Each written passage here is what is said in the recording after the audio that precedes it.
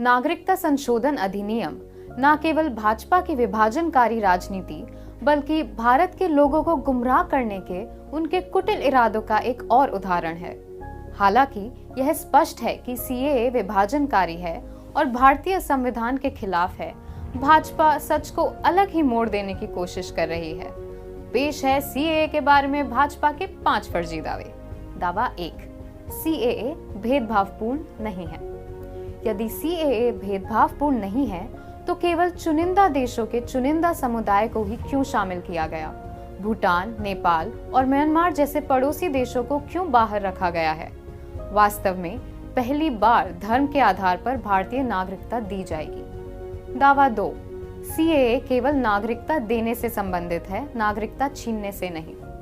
अमित शाह की क्रोनोलॉजी के अनुसार एनआरसी के साथ संयुक्त रूप से सीएए किसी विशेष धर्म के सदस्य को बाहर करने और नागरिकता छीनने की दिशा में पहला कदम होगा, जो उनसे भारतीय नागरिकता छीनकर उन्हें लड़खड़ाते हुए छोड़ देगा। आप क्रोनोलॉजी समझ लीजिए, पहले सीए भी आने जा रहा है, सीए भी आने के बाद एनआरसी आएगा। दावा 3, सीएए पड़ोसी देशों के अल्पसंख्यकों की रक्षा करेगा। सीएए केवल 3 देशों अफगानिस्तान, पाकिस्तान और बांग्लादेश के कुछ समुदायों के अल्पसंख्यकों तक सीमित है। यह भूटान या चीन के ईसाइयों या फिर श्रीलंकाई तमिल हिंदुओं जैसे कई अन्य उत्पीड़ित समुदाय को शामिल नहीं करता है। दावा 4, सीएए धार्मिक रूप से उत्पीड़ित अल्पसंख्यकों को नागरिकता प्रदान करेगा।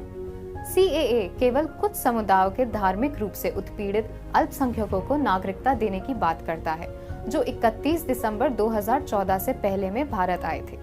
और यहाँ तक कि न धार्मिक उत्पीड़न के बारे में स्पष्टता है और न ही उनके साबित करने के बारे में।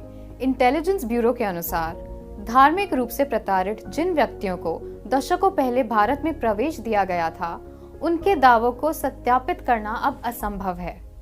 दावा 5, सीएए 1947 में भारत विभाजन के दौरान की गई गलतियों को सुधारेगा। सीएए अफगानिस्तान को तो ध्यान में रखता है, जिसका विभाजन से कोई लेना देना नहीं था, लेकिन 1937 तक ब्रिटिश भारत का हिस्सा रहे म्यांमार को नजरअंदाज कर देता है।